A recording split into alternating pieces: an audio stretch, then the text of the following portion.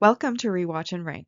On this channel, we rewatch older TV shows, provide a summary and opinion on the episode before ranking each episode against each other. Today's episode is Hannibal Season 1, Episode 3, Potage. The episode in a nutshell, which is a short summary telling us exactly in 1 to 2 lines what has happened in this episode. Abigail wakes up and goes home, and then she is confronted by Nicholas, who she then kills, while Hannibal, whose voice she recognizes, helps her cover it up, keeping each other's secrets. And now for a more detailed summary where we'll go scene by scene and give our opinions as we go. Our scene opens in the wilderness with Garrett Jacob Hobbs teaching Abigail how to hunt. He then, while she lines up her shot and watches a deer through the scope, tells her to wait for her shot. She shoots at the deer, missing the first time, but the deer only runs a short distance away after her first shot, and she does manage to hit it with the second shot that she takes. And then once she does hit it, she looks a bit conflicted about it. They drive back to the hunting cabin, lifting the deer off of the hood to take it inside. And Abigail comments that the deer was so pretty. But her dad corrects her, saying that she is so pretty. Abigail then asks about a deer's emotions, saying that she had read somewhere that they were very emotionally complex, and Garrett tells her that they're smarter than most 4-year-olds. Abigail then goes on to give us yet more deer facts, telling us how they care about each other and they tread lightly through the underbrush because they don't want to hurt the plants, etc.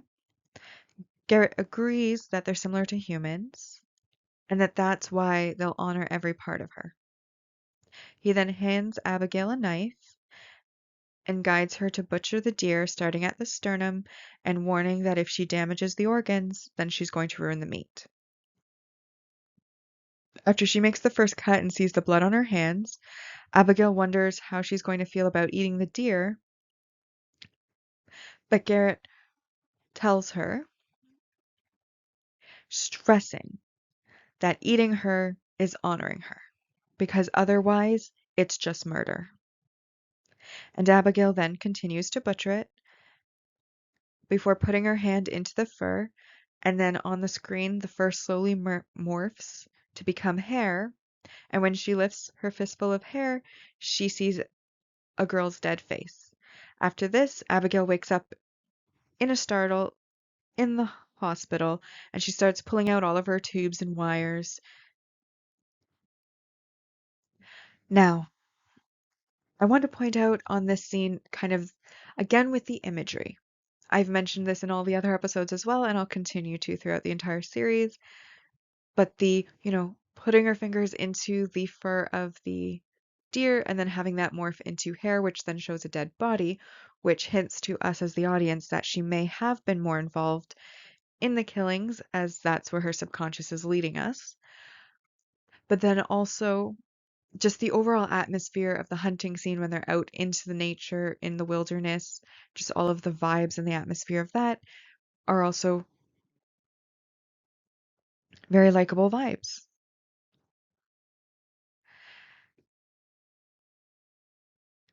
And then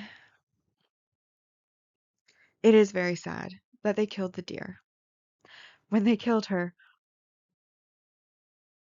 I'm not the nicest person that's ever existed. I'm going to be upfront and honest about that. I'm not the nicest person that's ever existed, and I do have a bit of a darker sense of humor. And when they shot the deer, my first thought was, poor Bambi. And I feel bad about it. But that was my first thought, and I'm going to be honest and open about that. I felt so bad about Bambi. Of course, Thumper was my favorite character in that movie. But they killed a female deer. I'm like, at least kill the bucks, not the does. But that's my opinion on that scene. Will lets out his dogs, and they run from his house as a wave of fur. and they run over to Alana, who's walking up the driveway to his house. Will then mentions that he didn't hear her drive up, and Alana jokes about her hybrid being a great car for stalking, as Will moves to go inside because he's underdressed. But then Alana lets him know that Abigail Hobbs woke up. She asks then if they can get a cup of coffee. He would rather go and get his coat, but she insists on a cup of coffee. He and Alana sit down at his table, and then there's a ringing phone between them. He asks if Jack is going to keep calling him, and Alana admits that Jack wants Will to go and see Abigail. And then Will surmises from that she doesn't. And Alana tells him that eventually he can see Abigail, but that Jack thinks Abigail was an accomplice, and she doesn't want to get in the middle of him and Jack, but does offer to be a buffer. Will accepts that she's a good buffer, as Jack respects her too much to yell at, which Alana jokes that she takes advantage of. Will then says that Abigail has no one, but Alana warns that he can't be her everyone, trying to be nice about it.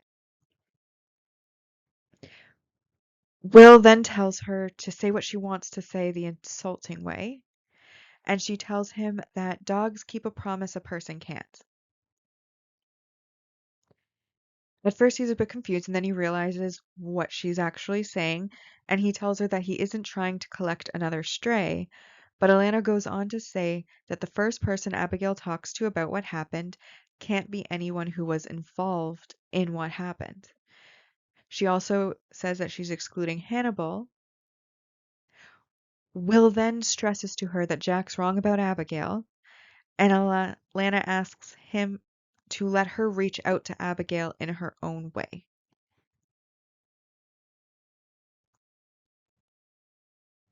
So again, I question Will's surety and insistence that Abigail had nothing to do with anything, to do with her father's killings, because he's literally never met her. The first time he saw her, she was bleeding out. They had no conversation. They maybe briefly made eye contact, but he was shaking so hard I doubt he saw anything, besides his own bloody hands on her bloody neck. So, him being so caught up, him being so sure of her innocence, it doesn't really make sense. And you can still use that whole plot sheet of he has an empathy disorder. He just intuitively knows. But I still feel like he should at least meet and talk to her before he so wholeheartedly feels that she didn't do it. Because at this point, he just legitimately doesn't know anything about her as a person and individual. Other than somebody that he orphaned, he knows nothing about her. So he shouldn't be so set, and he could hinder himself from being able to make those intuitive leaps that he needs to because he's so set on his ideal that he made without ever talking to the girl. It's just odd to me how all in he is right from the start. And even if Hannibal says, oh, well, maybe he feels an obligation because he orphaned her, even if you feel an obligation, you can still look at logical facts and probabilities and say, this is a possibility. Let me speak with her to confirm it, not just be right off the bat. Nope. So I still have a bit of a iffy with that, but otherwise, it's a nice Alana and Will scene, and obviously her statement from the start that she was never in a room alone with Will because she wanted to be his friend. Something has obviously changed because now she's quite content being alone in rooms with Will, in fact, going to his house on her own and being in a room alone with Will. So she's kind of gone back on what she said at the start, just in time for the series to begin. How coincidental. We stay with Alana as she's now visiting Abigail at a psychiatric facility that she has been moved to now that she's woken up. Alana brings bags filled with clothes and music and other such things. Abigail asks her if she's a doctor, and she confirms that she is a psychologist. And when asked, Alana says that she specializes in part in family trauma, among other things. Abigail then asks about her parents, saying that the nurses wouldn't tell her whether they were alive or dead and wanted to wait for Alana to be the one to tell her. But then she says, looking away and looking down, that she already knows that they're dead. She then asks if they were buried. Alana says no, and Abigail is surprised, saying that they should be. Alana says that her mom was cremated, according to her living will, and her dad's more complicated. And she asks if the reason it's more complicated is because he was crazy. Alana then mentions that she was told by the nurses that Abigail didn't remember, and Abigail admits to lying to the nurses and says that she does remember. She then moves on, talking about wanting to sell her house, asking about what's in the bags, and all while she's doing this and changing the subject, Alana's searching her face, trying to get a read on her. Abigail is very direct and seemingly unfazed by the ordeal that she's been through. On the one hand, this could be somewhat dislikable because she's not really showing that the death of her family affected her in any way. But it's also likable because it's not over the top. And one thing that I find annoying in other TV shows and series is when people overact and go way over the top on emotions to the point where you're like, okay, okay, we get it. Oh, we get it already. So I like that she wasn't over the top, but I dislike that she didn't seem to show anything. A nice balanced approach somewhere in the middle would have been better, but in the case of Abigail, I'm going to lean further to the side of likable because of the nature of the show, because she is suspected of being potentially an accomplice to her father. That would obviously mean that maybe she isn't as in touch with her emotions as ordinary people, and that then shows it on the scene. So I'm going to move closer to likable, but the lack of emotion, the lack of caring, it is kind of disconcerting. Still with Alana, we now have Alana meeting with Jack and Hannibal about her first visit with Abigail. Jack tells them that he has families of the girls wanting back whatever remains of their daughters, and he believes that only Abigail can tell them where the remains that weren't eaten of the girls are. Alana says that he can't ask Abigail now, as they first need to create a safe space where she's going to feel free to share. Jack respects Alana's sympathy, but he lacks it himself. Alana asks if he really thinks Abigail helped her dad, and he says that it's definitely a possibility and it needs to be ruled out. Hannibal then turns to Alana asking how Abigail seemed, and she calls her surprisingly practical, with Jack rephrasing it as suspiciously practical. And Hannibal defends that that you can be practical without being a murderer. Alana suggests that Abigail may be hiding something, and Hannibal again defends, suggesting it could be trauma, but Alana says it could also be more. She also mentions that Abigail showed signs of being very manipulative and only giving information in order to get information, and only showing just enough emotion to prove that she had them. Jack takes that as a win, while Hannibal asks if she feels this way why she questions her involvement in the murders, and Alana brings up her state of mind before Jack says he wants to talk to Abigail. But Alana says that it's too soon, and then Jack asks Hannibal's opinion as he's Will's psychiatrist. And this is where that scene ends. Now, obviously, the purpose is clear from the entire conversation that they had in this scene, They're checking base on where Abigail is mentally and determining their next steps based on that. And Jack's also wanting to get in to see Abigail to question her to be able to try to give closure to the families. Everything about the scene, very self-explanatory. We now move on to Will giving a lecture on Garrett Jacob Hobbs to his class, recapping his victims before bringing up a ninth victim that was done by a copycat. This, of course, we know is Elise Nichols. He profiles briefly what he knows of the copycat and that he wanted them to know that he wasn't the Minnesota Shrike, but that he was better. As Hannibal and Jack walk in, Hannibal is quite taken with his work on the screen. He then flashes back to the field briefly in his mind.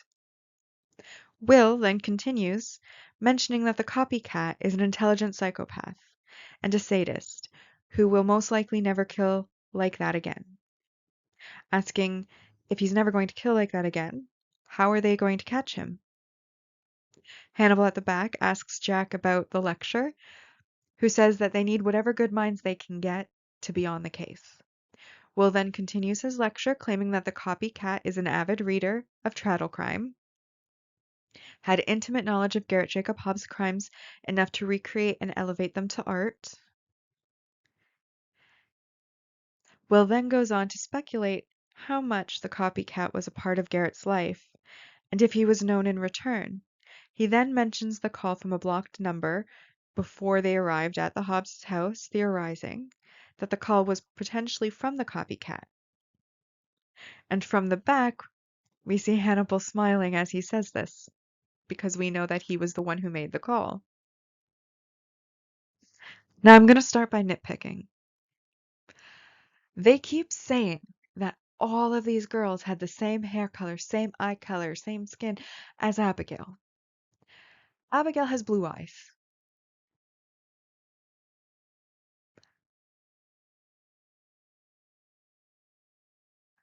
Elise Nichols and Cassie Boyle. And I think I misnamed the person on the stag head as as Elise before. It's actually Cassie Boyle. But at least Elise Nichols, who was the eighth victim that was put back into her bed, she had brown eyes and brown hair. So they keep specifying same hair and eyes, same hair and eyes, same hair and eyes. It's like they think we're stupid and can't see that actually no, they didn't have the same eye color at all. They did all have the same hair color, that's fair. They all had the same skin color, that's fair. But they all did have different eye colors. That shows on the crime board that we see in episode 1.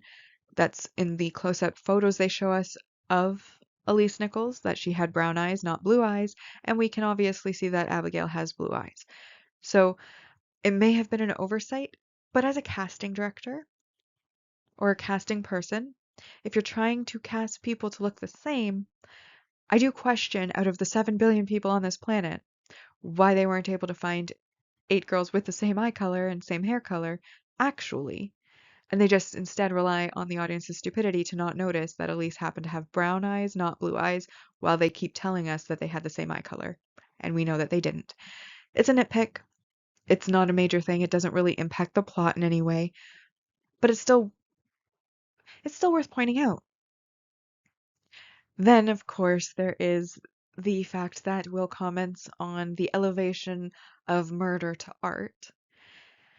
And anybody familiar with the show knows that that is 100% the case when it comes to Hannibal's murders especially, but even a lot of the other murders that are shown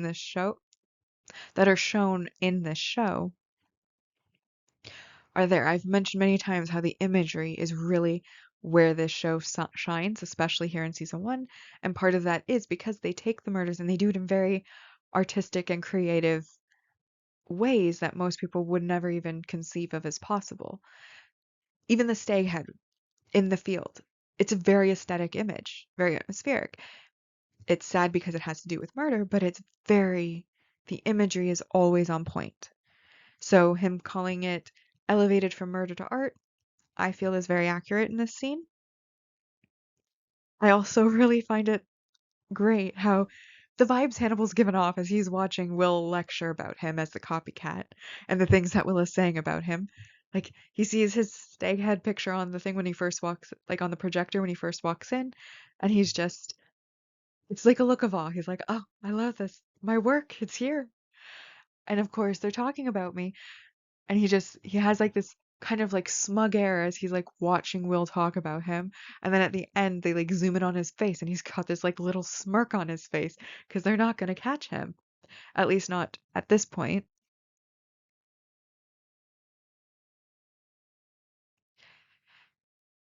And I really wish that this was a show that told you characters' thoughts, that like voice overed thoughts as well as just what they were saying, because I'm really curious exactly what Hannibal would be thinking in a scene like this. And in the book that it's based on, I've never read it, but potentially you could get thoughts because usually in books they do tell you a little bit more insight into the thought process of the characters, which is something that shows lack. But as he was sitting there with his like odd look and his like little smirk, I'm like, what is he thinking? I want to know what he's thinking. And unfortunately, we never are going to know.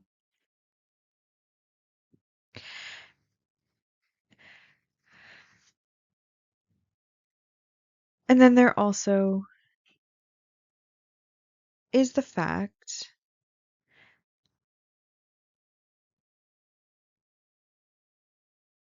that he's never going to kill like that again, which again makes it difficult to catch Hannibal.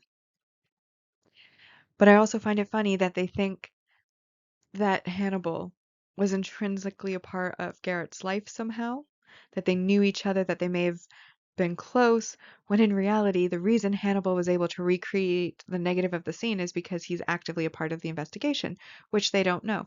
And it's one of those things with some shows where it's like you know something that the other characters don't know, and you get that sense of superiority of the I know something you don't know. Na na na na na. It gives you that feeling because you know what they don't know, and that is that Hannibal is the one who did it, and the reason that he was able to recreate the scene is because they gave him the information. That also is a point of amusement for me as I'm watching the show. Freddie somehow managed to make her way into Abigail's room and is there talking to her, offering to tell her story to the public, to tell the truth to the world, and promises not to lie to her. Abigail tells her that that's something a liar would say, and Freddie asks for what Abigail knows, but being manipulative like she is, Abigail asks Freddie for what she knows. Freddie, believing the nurses that she doesn't remember, informs her that her dad was the Minnesota Shrike, and she asks why that name was chosen, and Freddie informs her about the bird and how that type of bird impales its prey, harvests the organs, and then comes back to eat them later. She calls Garrett sick. Abigail then asks if she's sick too, and Freddie says that she'll be fighting that perception, but again offers help in order to allow Abigail to guide the perception of her in the public. Abigail then asks how they managed to catch him, and Freddie badmouths Will, saying that he works for the FBI but isn't FBI, and he captures insane men because he thinks like them, because he is insane. Coincidentally, Hannibal and Will happen to enter at the tail end of this sentence,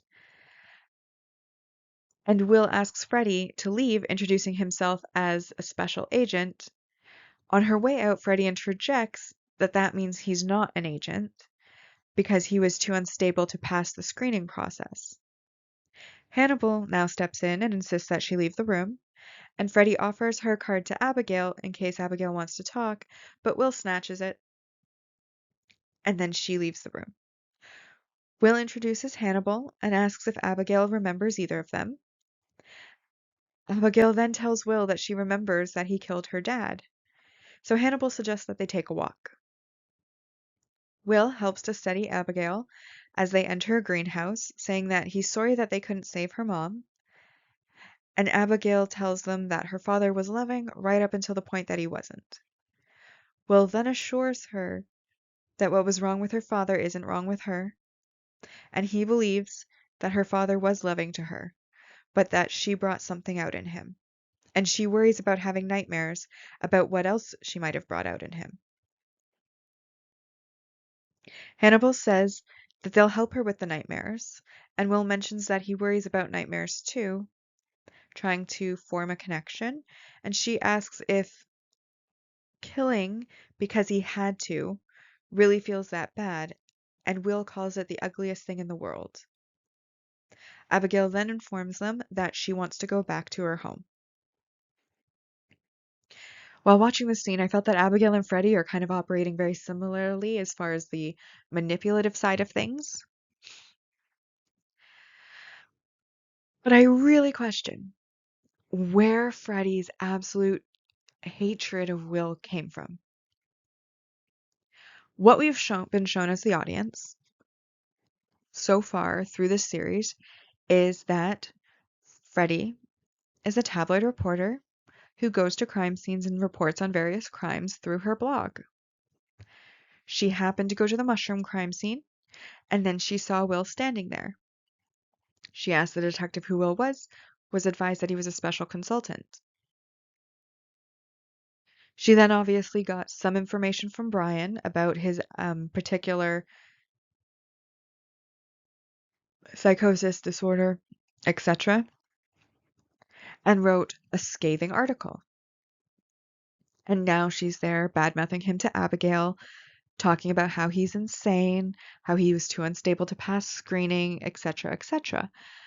But at no point throughout all of our interactions so far with Freddie do we find the origin of why she hates Will so much. He's doing a good thing. Even if he has the ability to empathize with killers, that in no way, shape, or form makes him a killer. It doesn't actually make him insane either. It just gives him an insight and ability to make intuitive leaps that other people wouldn't. And I don't know, because we as the audience are never shown, where her research morphed into hatred, what she found out that makes her hate him so much, why she's so focused and fixated on him, why she keeps bad-mouthing him, why she's writing articles about him, having never actually spoken to him or met him properly. And even the session that she recorded with Hannibal, I don't feel, based on the conversation we heard between Will and Hannibal, that he said anything incriminating or that would make somebody hate him so much. So I really, really, as an audience member, question and wonder where and when and what she found that would make her so very anti-Will. And I don't know, I don't recall, we'll maybe find out in the future if that's ever explained to us. But right now it feels like it came out of left field, out of nowhere.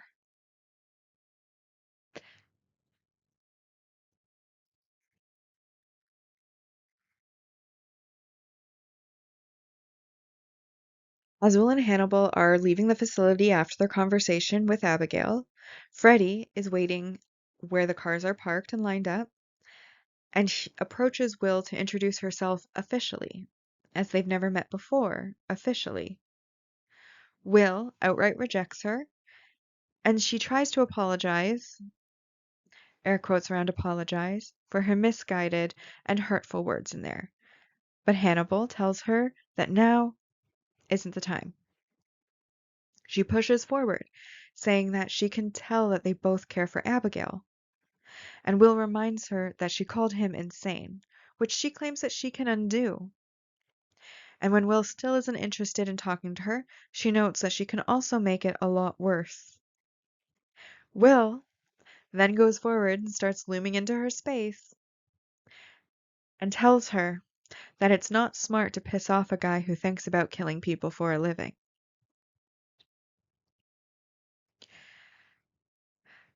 Again, my commentary on this one is, well, first off, calling out that line because I feel like that's one of the iconic lines that ends up making its way through the fan fiction rounds quite often and is one of the memorable lines from the show overall. But I'm also curious if Will wasn't immediately rejecting her, Like if he let her actually say what it is that she wanted. I am curious what she wanted because I mentioned in the last scene how immediately aggressive she is, how much she immediately dislikes him, having never actually officially met him. And now all of a sudden she's like, maybe we make nice. And I want to know what her motivation for that is, what she wanted or what she thought she could gain from suddenly changing her mind about Will. Though she also does say that she can make it worse, meaning that she is planning to write more articles. And I again flash back to the previous episode where Jack threatened her that if she kept writing about Will, he was going to arrest her. Spoiler alert, he doesn't do that. So his threat was kind of now made meaningless, and she's perfectly fine and willing to continue to write about Will. And Will, obviously, she's attacked him for seemingly no reason, so obviously he's not willing to listen, and that's perfectly reasonable reaction on his part. But again, I am curious, and something again that we will never know and live in wondering for eternity.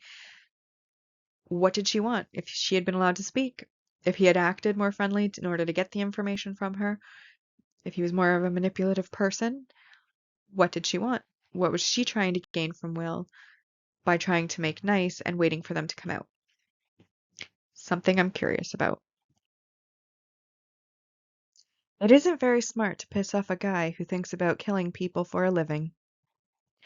Jack puts down a tablet with the article still open, scolding Hannibal that he was there with him and let those words come out of Will's mouth. Hannibal says that he trusts Will to speak for himself, and Jack says that he shouldn't. Alana then jumps in, saying that she's glad the story wasn't about Abigail. So Jack decides to count it as a victory and then agrees that they will take Abigail home. Alana protests, saying what Abigail wants and needs are different things, but Jack points out that Alana was the one who said that Abigail was practical. Will then points out that she could also be disassociating. Alana warns that taking Abigail home may cause an unknown and potentially harmful response.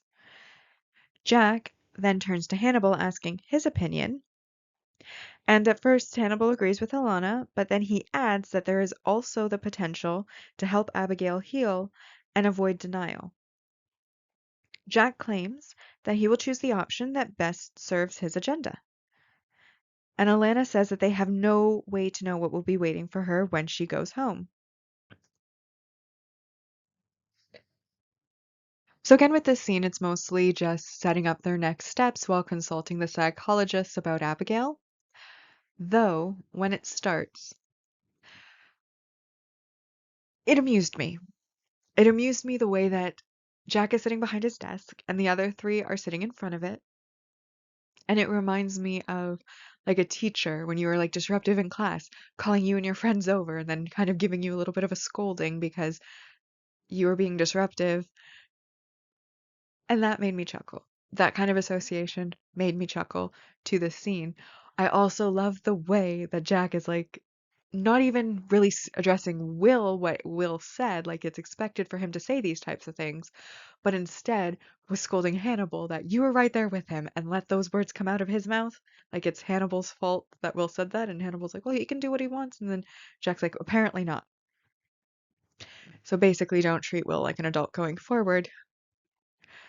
But I found that whole section of it amusing before they then went and started talking about Abigail, and that's when they're setting up for the future that she's going to go home, so on and so forth. We then take a little bit of a break from the main cast and go back with Freddie, who is now meeting with Cassie's older brother, Nicholas. Nicholas is dissatisfied with Garrett Jacob Hobbs just dying, saying that he and his family, implying Abigail in this case, deserved far worse than death. Freddie says that there must be comfort in justice being served, but Nicholas rants that his sister was impaled, cut down the middle, and had her lungs ripped out while she was still breathing. Freddie offers her limited empathy, and Nicholas then asks what she wants from him, seemingly tired. Freddie just tells him that she wanted to let him know that Abigail came out of her coma.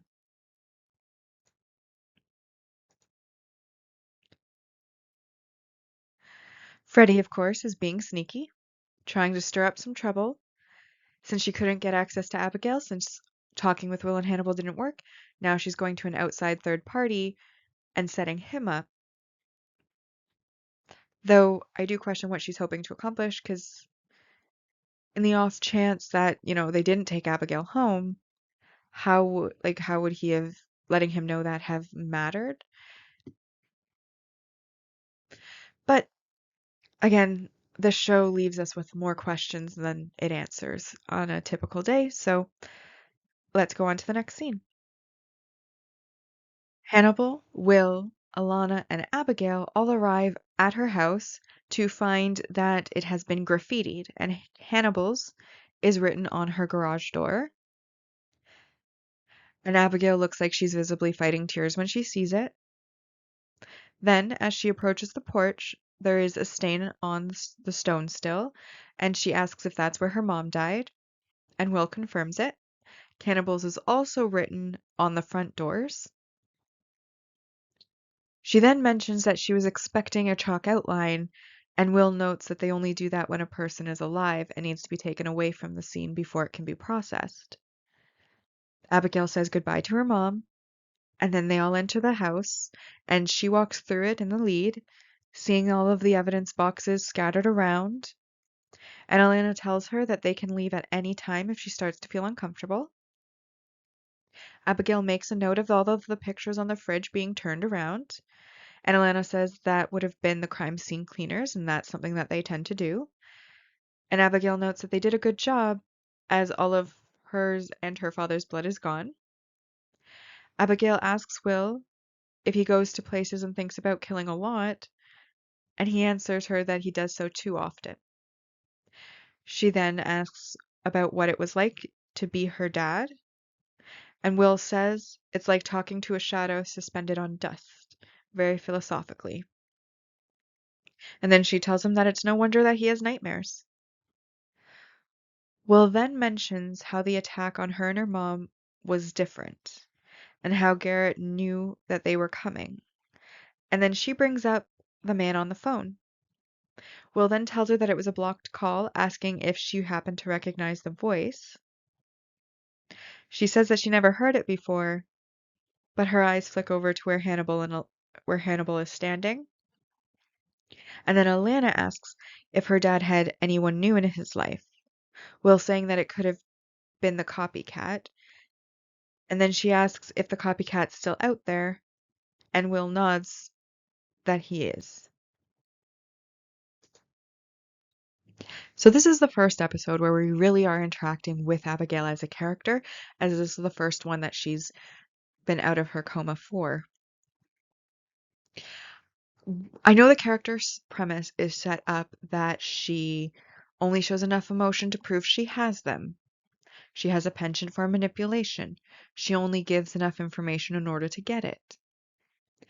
But just as an audience member, potentially because of that personality and character that they've set up for her, she simply isn't very compelling as a character. She isn't a character that you care about, that you are excited to see on screen, that you want to know more about. None of that. She reads to me, at least, and obviously some people may feel differently, as a very flat character.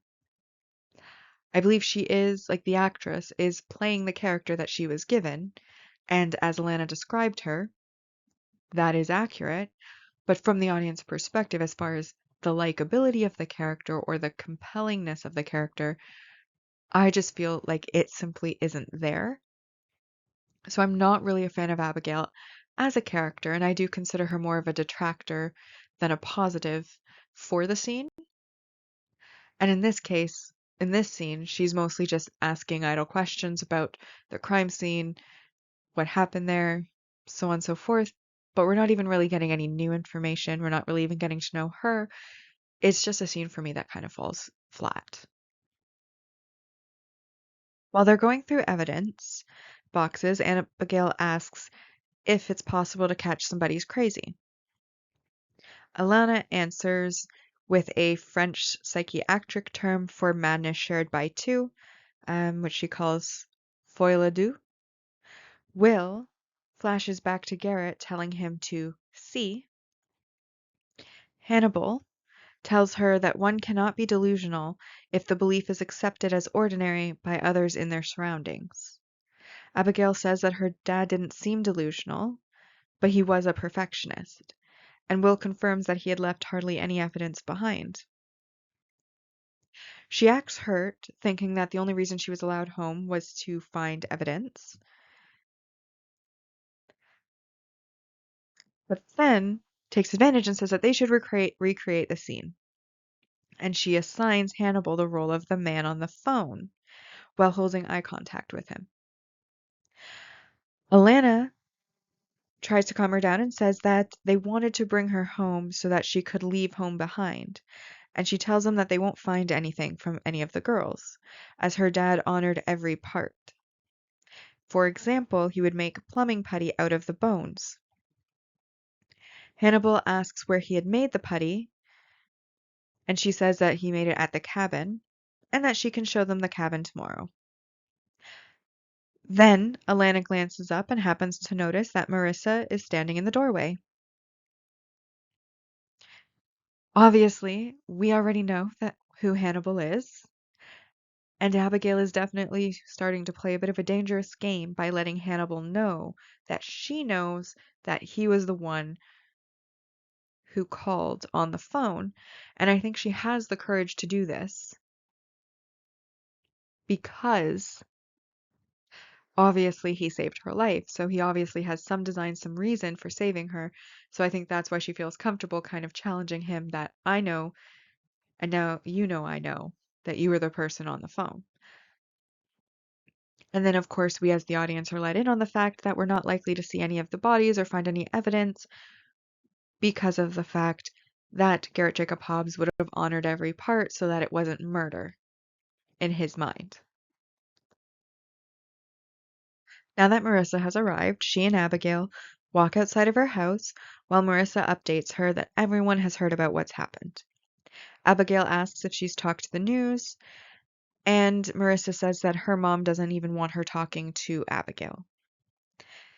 Marissa then mentions that everyone thinks that she did it, that is to say, helped her dad, and Abigail asks her opinion, but Marissa says she doesn't think she's the type, but then clarifies that she also didn't think that Garrett was the type either. But that hunting might have been a clue, though Marissa does assure her that she doesn't think that she did it. Nicholas then appears from within the woods, saying he does think that Abigail was a part of it, and asks if Abigail was the bait, asking how she lured his sister, while Marissa tells him to go away, throwing a couple of rocks at him. When Will and Hannibal come from the house, they see Nicholas spitting at the girls before he turns and runs back into the woods. Abigail tells them what it is that he said, and that he said that he was someone's brother. And then Marissa's mom comes running in a panic, telling her to come home, and though she resists leaving, Marissa eventually does leave with her mom. Though Hannibal does make note of her rudeness to her mother when she is trying to get her to leave. And the things that she says are rude and will not be repeated here. Will looks to the trees, saying that it looks like Nicholas has completely gone, and suggests that they go back to the hotel, while Hannibal suggests that they report the incident, and Will agrees as they head back inside. Now, obviously, because Marissa was very, very, very rude, she is definitely the type that Hannibal would go after. And additional to that, she also fits the type of looking like Abigail. So I can understand the mom's worry in this case. All of the girls who went missing looked similar to Abigail, and her daughter also looks similar to Abigail. A lot more similar to Abigail than Elise Nichols from the first episode did. And then I know Nicholas obviously is being controlled by his emotion more so than his logic in this case, but I really do wonder what he thinks he's going to gain by confronting Abigail. Like, what if she said, yeah, I was the bait? What was he going to do? He has no weapons. He's out in the woods. She's protected by police officers and obviously Will, Hannibal, Alana. Marissa's standing right there. What was he hoping to gain? Is it closure that he's looking for? Because if she did say, yes, I was the bait, what would he do? Would that make him feel better? So, Nicholas as a character, his motivations are iffy at best, in my opinion, as I personally don't really see what it is that he could possibly gain from the confrontation with Abigail. So, back at the motel, Will is dreaming, and in the dream, he watches, or he himself holds Abigail from behind and slits her throat while the feathered stag watches him. He once again has put himself in the place of Garrett Jacob Hobbs, and just as he's finished slitting her throat, the alarm beeps, waking him up. When he wakes up, he's sweaty, he pulls off his shirt, he runs to the window, and he throws the curtains open. And that is where this scene ends. Now, again with the imagery, the stag, usually when we see the stag in darkness. It's in shadow, it's in a dimly lit area, and it's blending in a little bit. This is the first time that we really got to see it out in the bright, shining colors. It's the same place where the hunting scene that opened the episode takes place, all bright fall colors, lots of yellows, bright blue sky, and we get to see the stag in all of its glory, feathered rump and all, and it's a beautiful image. It truly is. Although I do have to question at the end of the scene, it's kind of ruined by Will, like, stripping off his top and then throwing the curtains open. Like, okay, he's sweaty. Maybe he wants to change his top. That could have been a thing. But I don't understand why he then runs over to the window and just, like, throws it open. Anybody could be walking by outside of his window. Most motels, like, the window is next to the door, and anybody who's a guest further down could be walking by and be like, okay, well, now there's a half-naked guy in our window. Like, I can see you. I can see through this window. Like, the curtains were all shut. I don't understand why he would open the window, especially since he hadn't put a shirt on yet. I imagine it was they chose a good-looking actor. They want to show that he's a good-looking actor, so they have him take his shirt off and open the window. But I found it funny, and it kind of ruins the scene because obviously the dream sequence is meant to be more serious, and then you have him reacting like that. It's kind of I can't think of the word that I'm looking for. Juxtaposition maybe is the word I'm looking for. It's just two different tones, I feel. We're now at the next day, and everyone is arriving at the cabin with a police escort. Abigail, when she walks in, flashes back to butchering the deer while she looks around. She comments how her dad had cleaned everything, saying that she had always thought he was afraid of germs, but now realizes that he was just afraid of getting caught. Will confirms that no one else would use it but her and her dad, or rather, he confirms if no one else would use it besides her and her dad, and she confirms that it was just them that would use the cabin. Abigail then says that her dad made everything by himself. He made glue, pelts, pillows. No parts of the animal ever went to waste. That if it went to waste, it would be murder, and if every part was used, it was honor, and that was therefore not murder. Then she realizes that he was probably feeding them to her and her mom, and Hannibal confirms that it was likely before she says that he told her that he killed them so he wouldn't have to kill her. And if he'd killed her, none of the others would be dead. Alana says that they don't know that, and then blood drips down from the ceiling onto Abigail's forehead. She touches it, sees the red on her fingertip, looks up, and then we can see a puddle of red dripping from the floor above down into where they are. Will goes upstairs to check and take a look, and immediately upon reaching the top of the stairs, calls for backup on his phone when he sees that Marissa has been mounted on a set of antlers in the same way that Cassie Boyle was, and also as the wound pattern on Elise Nichols also indicated. Abigail, who's followed him up out of curiosity, sees Will lifting up Marissa's head and starts yelling for Marissa before she's grabbed and led away by Alana and Hannibal. Again, with this scene, we get the imagery, the single blood drop falling onto Abigail as she's talking about eating people, the puddle on the roof, then Will going upstairs into the dimly lit room, having to use his phone, the image of the body just hanging off of the antlers as the blood drips down, and then of course Will going over and lifting up the head so we can see the face and realizing that this is Abigail's friend.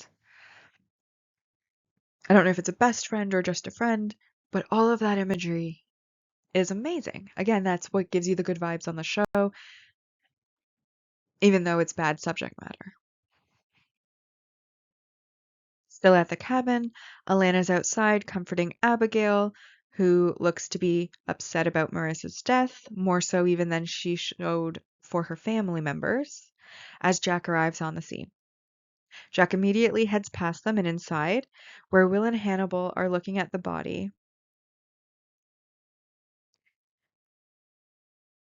Hannibal and Will are discussing whether or not they believe that Marissa knew the guy down by the stream, who is Cassie's brother, and points out that Garrett didn't kill Cassie. And Hannibal says that he knows as Garrett would have honored every part of her. Jack then arrives and is more suspicious of Abigail now that another girl has died. Will then, while looking at Cassie's body, finds tissue in Cassie's teeth and blood. Jack repeats his profile to him, focusing on the part where he said that he wouldn't kill the same way again, and Will admits that he may have been wrong about that. Jack then asks why the copycat killed again, and Hannibal suggests that he was provoked, deciding to pin both Cassie and Marissa's murders on Nicholas. Jack then asks if Abigail was involved, and Will says that she wasn't. Jack reminds Will that Abigail is known for manipulation, asking if he's being manipulated.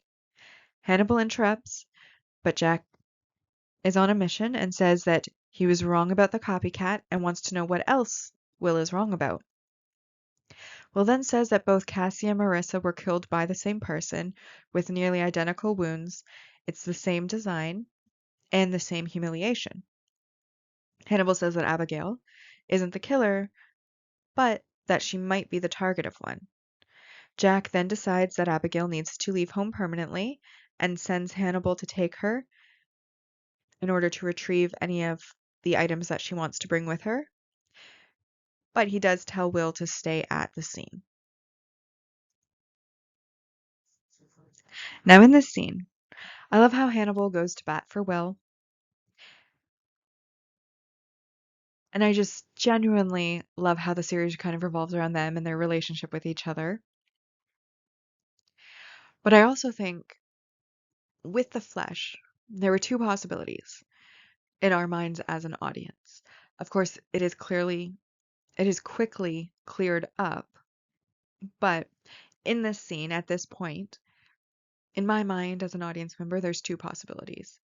One, that Hannibal got some of Nicholas's DNA from the rocks that Marissa threw at him at the river and planted that into her teeth, which is just the type of manipulative. Manipulative is not the right word. What is the word I'm looking for?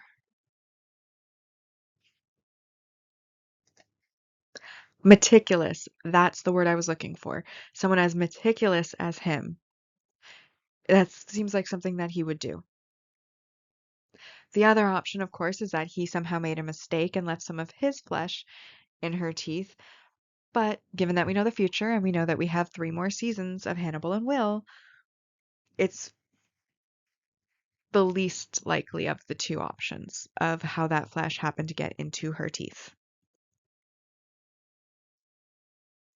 Alana, Hannibal, and Abigail all roll up in their car and return to a media storm as Marissa's mom breaks through the police barricade in order to accuse Abigail of killing her daughter, asking why she came back. Hannibal holds her back while Alana holds Abigail, keeping her with her. Freddie then arrives from behind the house, and Hannibal tells her that she's on the wrong side of the police line. Freddie again offers Abigail help in telling her story as she's being escorted away by the police. And Abigail says that she wants to talk to her, but Alana tells her that she has to go inside. Freddie then warns that they should monitor the police lines more carefully, as she's not the only one sneaking around. And Hannibal asks if she's seen Nicholas, and she says that she'll tell him if he tells her why it's important.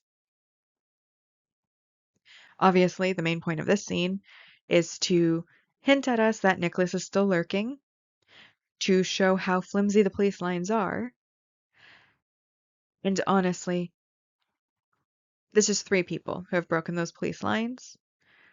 Clearly, those police officers are incompetent, and it's no wonder that Garrett got away with it for so long if this is the level of law enforcement that we're dealing with, when not 1, not 2, but 3 people are able to just casually waltz past the police line before being escorted out. At least once they were caught, they were escorted out, in the case of Freddie and Marissa's mom, at least.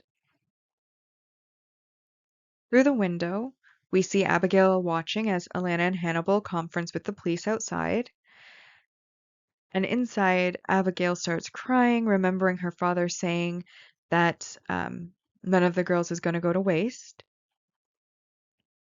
Then she happens to look at the pillow that she's hugging. And then she looks through the evidence boxes, finding a knife as she seems to have some sort of epiphany. And she cuts it open, revealing that there is hair stuffed inside. This is, of course, when Nicholas arrives and sees her freak out, and he puts up his hands and says that he's not going to hurt her, saying that he didn't kill that girl. And she goes to try to run away, but he grabs her, and with the knife that's still in her hand, she seemingly stabs him. Obviously, this would be considered self-defense, but tragically, it didn't need to happen. And it's not on her that it didn't need to happen, it's on Nicholas. If you're watching a girl freak out, clearly traumatized that she has just pulled clumps of hair, like little wads of hair from a pillow that she's cut open, maybe don't grab her. Maybe don't approach her. Maybe just go away. But instead, he decides to grab a traumatized girl with a knife. And it's like, what did you think was going to happen? Genuinely, what did you think was going to happen? Obviously, he's not a logical character. We already know that. His motivation for even confronting her at the river at the first place was unclear. So, what is he doing? Obviously, he's not the brightest, unfortunately, and now his not brightness has led to his own demise. But definitely, I would consider that self-defense. He grabbed her first. She clearly wanted to run away. He grabbed her. She acted on instinct. The knife was already in her hand, and he saw the knife in her hand. So really, assisted suicide slash self-defense. But I wouldn't charge anything more than that, in my personal opinion, in this particular case. Having finished their conversation outside, Alana and Hannibal come back inside while calling for Abigail. Abigail comes up the stairs with the blood on her hands and her hands in front of her, and Hannibal notices. Before Alana is able to see, Hannibal cracks her head against the wall, knocking Alana out, which makes Abigail freeze on the stairs and look at him. He tells her that she's going to be all right, asking her to show him what happened, and she looks between him and Alana before she nods and turns around and leads him back downstairs to where Nicholas is lying gutted on the floor. And then she says that he was going to kill her. Hannibal kneels down and looks at the body, And he tells her that it doesn't look like self-defense. It looks like she butchered him. Abigail tries to deny it, saying that she didn't, but he tells her that they, the police and FBI, will not see it that way. They will see what she did, and they'll see her as an accessory to her dad's crimes. But he then offers to help her, if she asks him to, at great risk to both his career and his life, saying that she can try to claim self-defense, or they can hide the body. Now, obviously, in the last scene, I had said that it seemingly she stabbed him. Because in that scene, what we see as the audience is that she just stabbed him. However, in this scene, we now know that she didn't just stop at stabbing him, but that she completely gutted him, as her dad had taught her when butchering the deer. This, of course, would be overkill, which usually in self-defense can count against you from what I understand. I could be wrong. I don't have any sort of law background. But that's essentially what Hannibal is implying here. That she overkilled him, she gutted him. That's more than what would be considered to be self-defense in most cases. Which is why he's then offering the alternative to getting arrested and going through a trial, in that they will hide the body together. This also creates a secret that they're going to share now. A secret which that then can create a bond and trust and motivation to not reveal that Hannibal was the voice on the phone, for instance, because now she knows he was the voice on the phone, but now he knows that she gutted Nicholas and that they are hiding the body together. I also want to point out again that we as the audience are again seeing how dangerous of a person Hannibal is in this scene. The quickness of his reaction to just slam Alana's head into the wall, the lack of remorse, the lack of anything really on his part when he did that to someone who is seemingly a colleague at the least and a friend at the most. It shows just the type of person that Hannibal is, and it's showing us, not telling us, which is also something that I appreciate because excess exposition has always been something that annoys me. And in this show, I like that they tend to veer more towards showing us things than outright telling us things. Alana has woken up and is now at the back of an ambulance, and she's telling Jack and Will what she manages to remember, which happens to be very little. Jack says that what Hannibal had told them was that it was Nicholas Boyle who attacked all three of them, and he tells her that Hannibal has already taken Abigail back to the motel. He then also confirms that Nicholas is a match for the tissue that was taken from Marissa's mouth. And Alana asks if he got away, and Jack tells her that they'll catch him another day before Will makes to leave, saying that he just wants to go home. Obviously, we can feel bad for Alana in this scene. She's been knocked out by her friend. She's now being fed a lie. But of course, she has no idea that that's a lie or any reason to disbelieve Hannibal at this point. And of course, the story is corroborated by the fact that Nicholas was a match for the tissue taken from Marissa's mouth, which goes back to that scene where we suggested of the two options for where that flesh came from. Most likely it was Hannibal's meticulousness. But I can just imagine Hannibal overnight mounting Cassie and then going to the river, finding the exact rock that she had thrown at Nicholas, picking off with some tweezers a little bit of flesh that was stuck on it, and it couldn't have been a big wound, so it would have been a very minuscule amount, and then taking that and putting that in her teeth. When you think about it that way, it's not really as scary as you might think, or it kind of takes away some of the mystique and the seriousness from it, but that's exactly what he did. He went to the river, he searched through all the rocks until he found the one that happened to have flesh and blood, and then he took that flesh and blood as a sample and planted it on Marissa in order to frame Nicholas Boyle. And it just shows the lengths that Hannibal is willing to go to, his meticulousness, his organization, his lack of caring or feeling for anybody. And all of it, again, I want to shout out that it's shown to us. It's not told to us. And that is another positive for this show and this episode, that they're showing us things instead of just sitting there telling us about it. And now we come to our final little collection of scenes that wrap up this episode. Hannibal is writing at his desk when Abigail is noticed. Abigail is up on his balcony and she asks how he knew that it's her when he calls out to her. And he informs her that the hospital had called about her climbing the walls and he calls her down from the balcony. She then tells him that she doesn't want to sleep, and Hannibal tells her that she can't anticipate or block or repress her dreams. She tells him that she didn't honor any part of him, meaning Nicholas, so it's just murder. And Hannibal says that most would argue self-defense. She asks if they were going to argue self-defense, why they hid it then. And he says that most would argue, but some would see her as her father. She accuses him of being glad that she killed him, meaning Nicholas again, and he asks what the alternative is. Nicholas killing her? She then says that he's the one who called the house and asks what he had said to her father.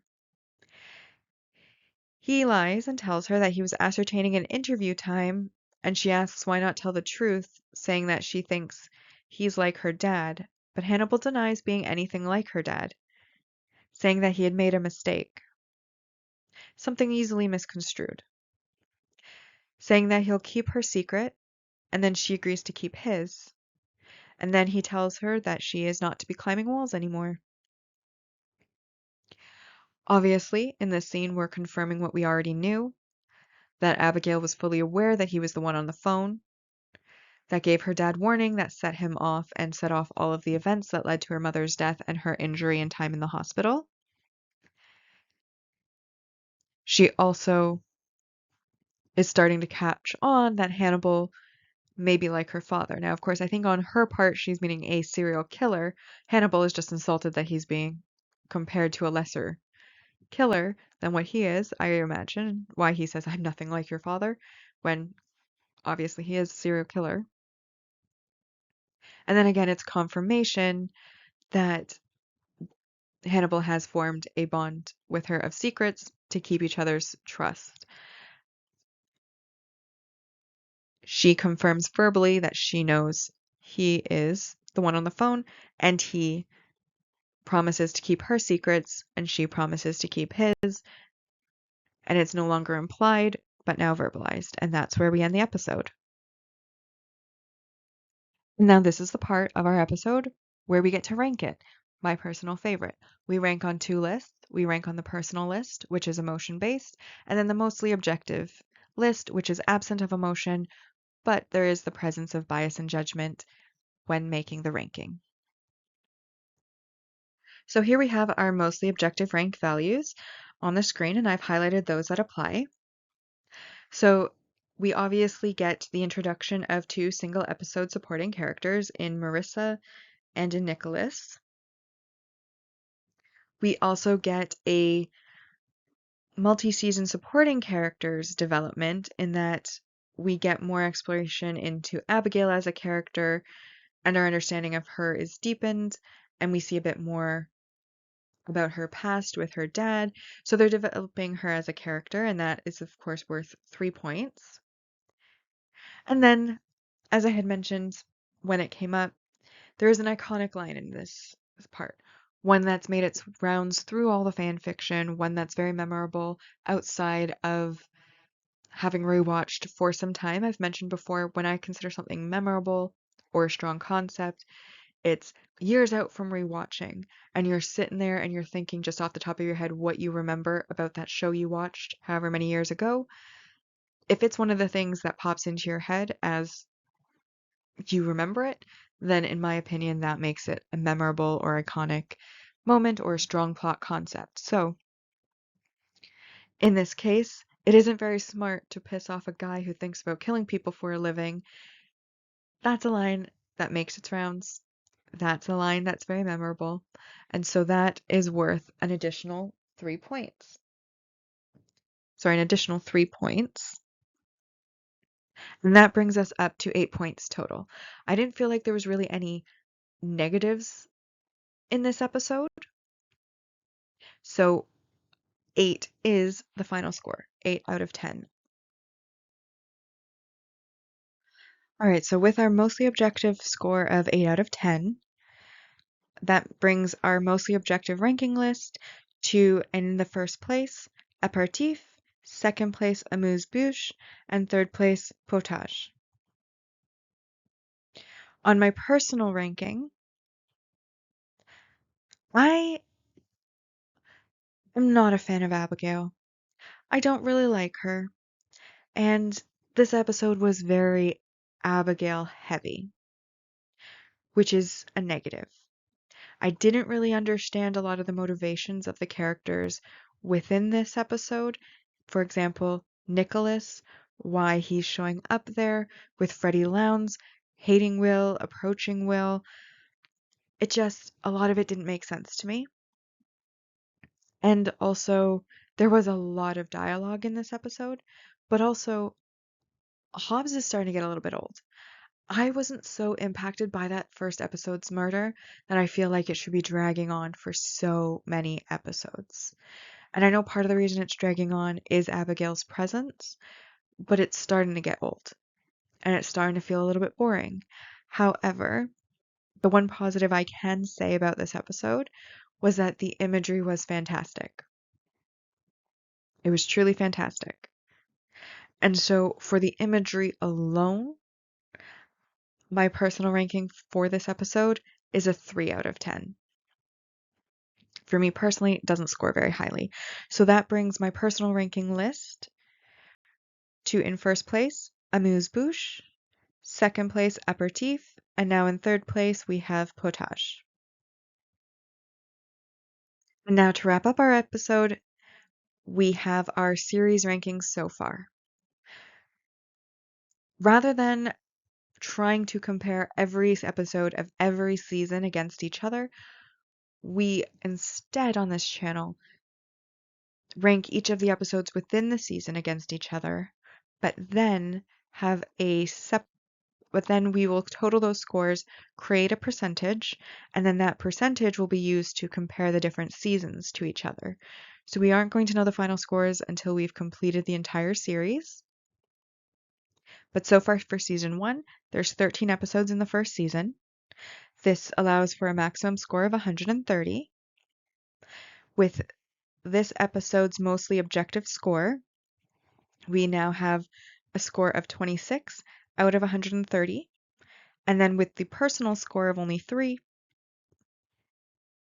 that gives us on the personal rankings for this season a total score of 18 out of 130. And with that, we've now rewatched and ranked Hannibal Season 1, Episode 3, Potage. Like and subscribe if you'd like to, and I'll see you in the next episode.